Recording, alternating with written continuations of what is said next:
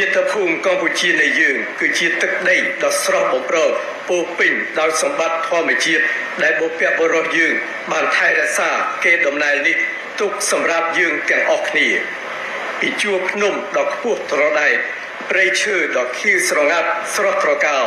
ទន្លេមេគង្គបឹងទន្លេសាបដែលជាមរតកធនធានធម្មជាតិដ៏សម្បូរបែបរហូតដល់តំបន់ឆ្នេរសមុទ្រដ៏ស្រស់រស់រវើក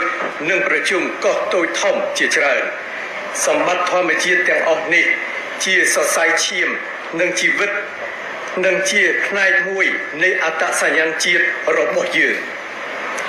ភាពសុខដុមរមនារវាងមនុស្សនិងធម្មជាតិគឺជាឫសគល់នៃវប្បធម៌ប្រពៃណីនិងជំនឿរបស់ប្រជាជនខ្មែរយើងតាំងពីបុរាណកាលមកការរស់នៅដោយការគោរពធម្មជាតិមិនបំផ្លាញធម្មជាតិនិងចេះប្រើប្រាស់ធនធានធម្មជាតិប្រកបដោយចីរភាពគឺជាកាតព្វកិច្ច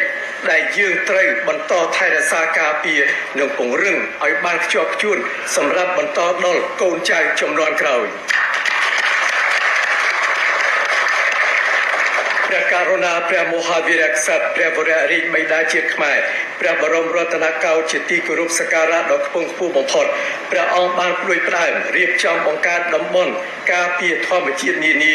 ទុកជាកេរមរតកនិងលើកទឹកចិត្តកូនចៅជាទីស្រឡាញ់របស់ព្រះអង្គចូលរួមថែរក្សាការពារអភិរក្សធនធានធម្មជាតិនៅទូទាំងព្រះរាជាណាចក្រកម្ពុជា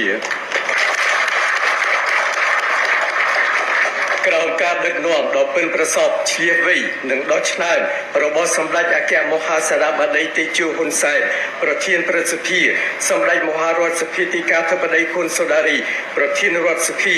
និងសម្ដេចមហាបវរធិបតីហ៊ុនម៉ាណែតនាយករដ្ឋមន្ត្រីជាប្រមុខដឹកនាំព្រះរាជាណាចក្រកម្ពុជាបាននឹងកំពុងបន្តថែរក្សាការពារអភិរក្សធនធានធម្មជាតិបានគង់វង្សរីកចម្រើនរហូតទទួលបានការកោតសរសើរពីសហគមន៍អន្តរជាតិនិងមានលទ្ធភាពត្រៀមខ្លួនរួចជាស្រេចដើម្បីបន្សំនឹងផលប៉ះពាល់គឺដូចជាចូលរួមទប់ស្កាត់ការប្រែប្រួលអាកាសធាតុការរៀបចំព្រឹត្តិការណ៍ទិវាបរិស្ថានជាតិស្របពេលជាមួយនឹងទិវាបរិស្ថានពិភពលោក5មិថុនានាថ្ងៃនេះគឺជាការជួបជុំគ្នាដើម្បីបង្ហាញនូវការយកចិត្តទុកដាក់ខ្ពស់ចំពោះបរិស្ថានដែលរៀបចំឡើងដោយរាជរដ្ឋាភិបាលកម្ពុជា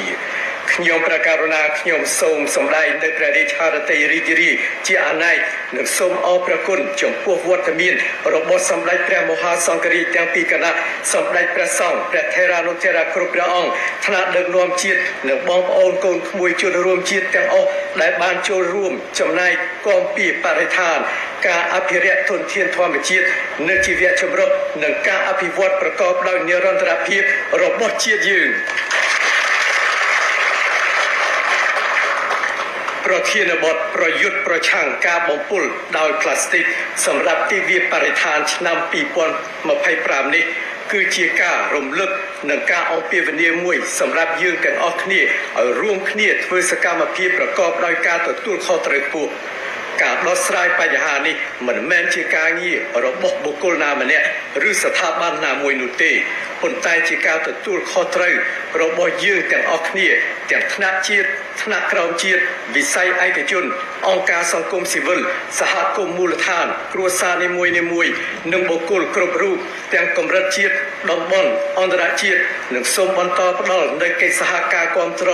គ្រប់រូបភាពជាមួយក្រសួងបរិស្ថានក្នុងគោលបំណងសម្រេចបាននូវបេសកកម្មរួមគ្នា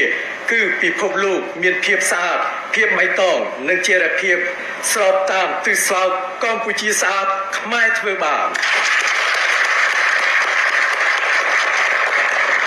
ខ្ញុំព្រះករុណាខ្ញុំសូមយកឱកាសនេះថ្លែងអំណរគុណចំពោះប្រទេសជាមិត្តនិងអង្គការដៃគូអភិវឌ្ឍជាតិនិងអន្តរជាតិសង្គមស៊ីវិលវិស័យឯកជននិងអ្នកពាក់ព័ន្ធនានាដែលបានចូលរួមដល់កិច្ចការពារនិងអភិរក្សបរិស្ថាននិងសូមអំពាវនាវឲ្យបន្តសកម្មភាពដ៏ថ្លៃថ្លាទាំងនេះដើម្បីជួយគាំទ្រកិច្ចខិតខំប្រឹងប្រែងរបស់រាជរដ្ឋាភិបាលកម្ពុជានិងដើម្បីជា